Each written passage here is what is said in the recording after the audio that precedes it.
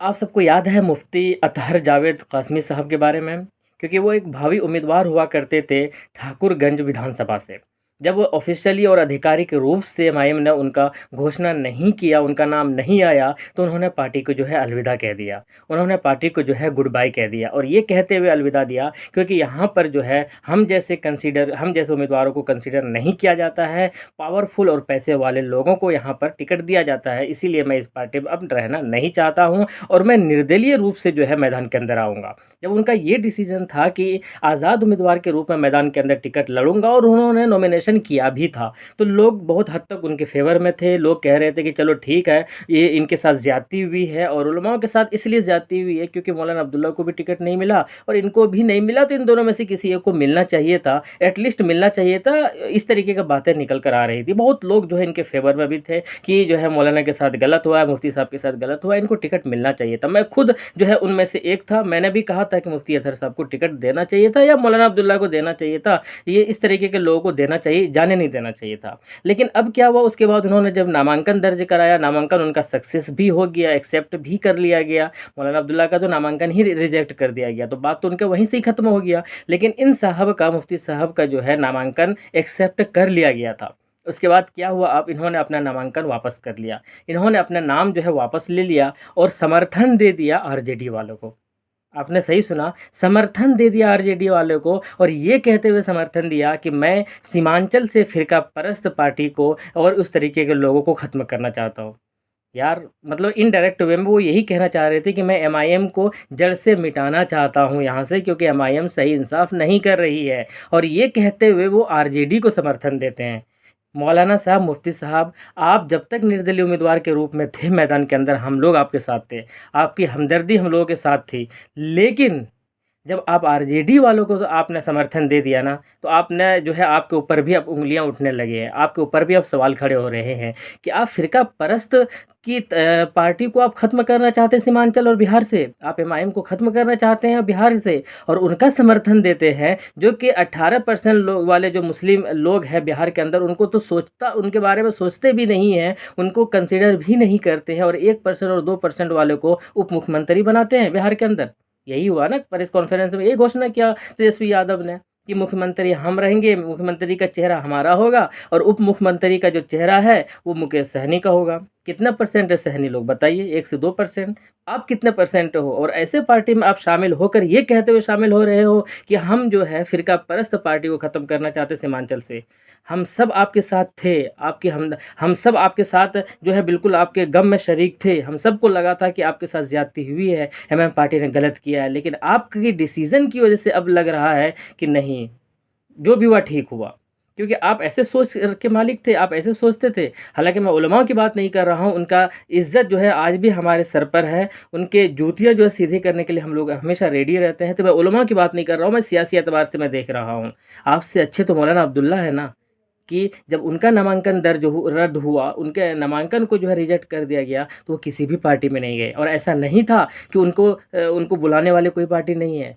जनसुराज ने उनको बुलाने तक जो है बड़ा पद तक देने के लिए वादा कर लिया था उनसे। ये आरजेडी वाले उनको बुला रहे हैं कि आइए हमारे लिए स्टार प्रचारक बनिए। बाकी और पार्टियां उनको टिकट देने के लिए बुला रहे हैं, लेकिन वो नहीं जा रहे। क्यों? कम से कम आपसे बेहतर है वो ये कह रहे हैं कि हम नई पार्टी का आगाज़ करेंगे। तो वो बहुत बेहतर है। लेकिन आप तो आरजेडी को डायरेक्ट समर्थन दे दिया ना आपने। आप तो आरजेडी के उम्मीदवारों को जिताना चाह रहे हैं ना। आप आरजेडी की सरकार बनाना चाह रहे हैं, तो फिर आपकी हिस्सेदारी क्या होगी? अपनी सियासत और अपनी क़यादत के बारे में बातें क्या होगी? ये तो वही हो गया फिर। तो मैंने पहले भी कहा था मौलाना, और क्या आपने जो डायरेक्ट समर्थन दिया है, आपको तकलीफ़ क्यों है एमआईएम पार्टी से? क्योंकि उन्होंने आपको उम्मीदवार नहीं बनाया। आपने मेहनत किया, नो डाउट आपने बहुत मेहनत किया। लोग आपके बारे में बातें भी कर रहे हैं कि मुफ्ती साहब बहुत मेहनती थे और मेहनत करते हुए आ रहे थे। आपको मिलना चाहिए था। हम सब कह रहे हैं कि आपको मिलना चाहिए था। लेकिन नहीं मिलने के बाद आपका इस ऐसा डिसीज़न फिर सवाल खड़ा करता है सर। फिर आपके ऊपर सवालिया निशान जो है वो लग रहे हैं अब।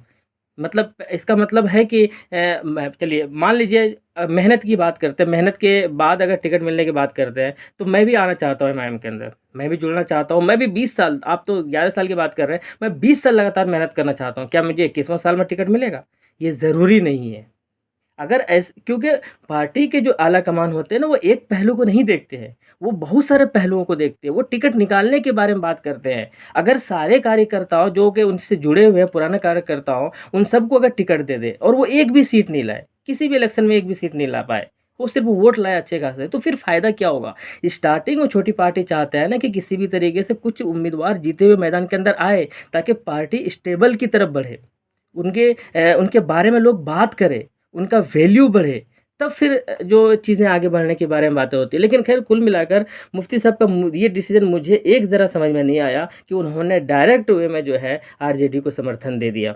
इनसे अच्छे तो इज़हार असफ़ी साहब निकले फिर। बहुत सारे लोग से अंजार नईमी से अच्छे इज़हार असफ़ी साहब निकले। उन्हें समझ में आ गया कि भाई अब हमारा फ्यूचर कहीं नहीं है एमआईएम के अलावा। अंजार नईमी साहब आज खुशी-खुशी पद ले रहे हैं ना। 2 दिन पहले वो आँसू बहा रहे थे, उन्हें टिकट नहीं मिला तो। जिला अध्यक्ष बना दिया आरजेडी वालों ने, खुश है वो अब। लोग मिल रहे हैं उनसे, मुसव्विर आलम उनसे मिल रहे हैं, बाकी लोग उन मास्टर मुजाहिद उनसे मिल रहे हैं। और मास्टर मुजाहिद को तो क्या ही बोलें उसके बारे में, उसके बारे में बाद में बातें करेंगे जब इलेक्शन का रिज़ल्ट आएगा। कोचा धवन का जब रिज़ल्ट आएगा और मास्टर मुजाहिद साहब की हार होगी, तब फिर बातें करेंगे। फ़िलहाल तो उसके बारे में ज़्यादा बातें करने के मूड में हैं नहीं हम लोग। लेकिन मुफ्ती साहब के बारे में बातें करने का मूड में है, क्योंकि मुफ्ती साहब का ये कदम मेरे हिसाब से, मुझे लगता है पर्सनली, ये सही नहीं किया।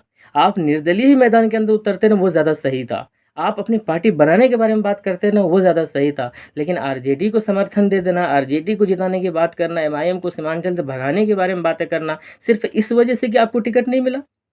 बात यही है ना कि सिर्फ़ इस वजह से कि आपको टिकट नहीं मिला, तो इसलिए पूरी एमआईएम पार्टी ख़राब हो गई। मैंने माना कि कुछ डिसीज़न अच्छे नहीं हैं अख्तरुल इमान के। मैंने ये भी हमेशा बातें किया किया है कि अख्तरुल इमान को चाहिए और उनके अंदर ये हौसला होना चाहिए और उसके अंदर ये कला होना चाहिए कि वो अपने रूठे हुए उम्मीदवारों को, अपने रूठे हुए सिपाहियों को जो है वो मनाए, चाहे उस हद तक, किसी भी हद तक उनको जाना पड़े।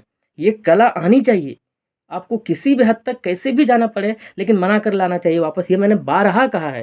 लेकिन इसका ये मतलब नहीं है मुफ्ती साहब कि एमआईएम ख़राब हो गई। एमआईएम ख़राब नहीं है अभी, क्योंकि एमआईएम के अलावा कोई ऑप्शन ही नहीं है मुसलमानों के पास। एमआईएम के अलावा कोई जो है, कोई दूसरा कोई तरीका ही, कोई रास्ता ही नहीं है। आप आरजेडी के अंदर गए हैं ना समर्थन देने के लिए, क्या आपको टिकट मिल जाएगा अगली बार? हाँ, आप आरजेडी, आप टिकट नहीं मिला एमआईएम की तरफ से तो आप नाराज़ हुए, आपने पार्टी छोड़ी, यहाँ तक भी जायज़ था, ठीक था। आप अपना उम्मीदवार के रूप में नामांकन दर्ज कराए, निर्दलीय उम्मीदवार के रूप में, वो भी ठीक था। लेकिन आप सिर्फ़ इस वजह से कि आपको एमआईएम टिकट नहीं दिया और आप आरजेडी को समर्थन कर रहे हैं, क्या ये सही है? और क्या इस बार समर्थन देने से अगली बार आरजेडी आपको टिकट दे देगी?